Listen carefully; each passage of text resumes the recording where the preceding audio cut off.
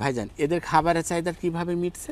মাঠে তৈরি দেখা যাচ্ছে, যাদের মাঠ আছে মাঠে তৈরি হয়ে যাবে, আর যাদের মাঠ নেই দেখা যাচ্ছে বাড়িতেও খাদ্য দেওয়া যাবে। হ্যাঁ, বাড়িতে বিচুলি চকল দিতে পারবে, আবার বিদেশি ঘাসও দিতে পারবে। আচ্ছা, গাড়ল পালন কি সব বয়সের মানুষদের বা সব পেশার মানুষদের জন্য? যারা চাকরি করে, যারা ব্যবসা করে, উচ্চশিক্ষিত মানুষ, কোনো অফিসার আছে,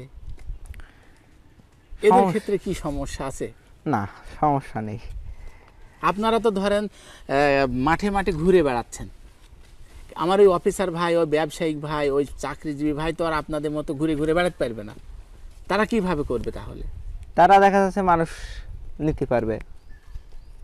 আচ্ছা, একটা মানুষ দেখা যাচ্ছে সাইডে একটা মানুষ, যারা দেখা যাচ্ছে মাঠে খাটে জন যায়, তাদের বললে ভাই তাহলে আমার ভাড়া করা দেখেন, আমি ওজন মানে হাজিরি দেবো, এইভাবে হবে। আচ্ছা, আপনার এই 2.5 বছর ভিতরে গাড়লের কি কি রোগ দেখতে পেয়েছেন? রোগ কৃমির সমস্যাই বেশি, তাছাড়া রোগ বলতে খুব কম। কম?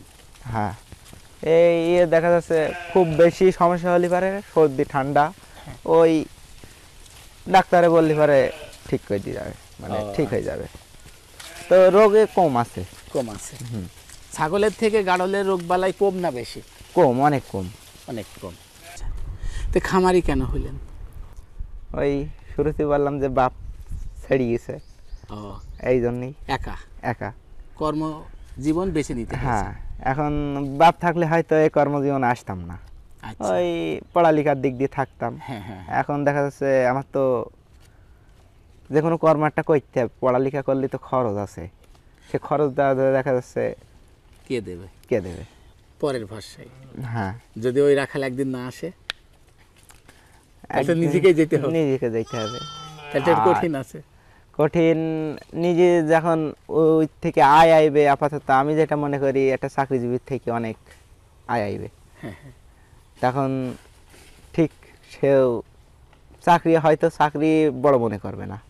আচ্ছা, অনেকে কোম্পানিতে চাকরি করে, 15,000 20,000 টাকা বেতনে চাকরি করে, বাইরে থাকে, দেখা যাচ্ছে যে খাওয়া খরচ দিয়ে কিছুই থাকে না, বাড়িতে টাকা পাঠাইতে পারে না, উচ্চ শিক্ষিত ছেলে।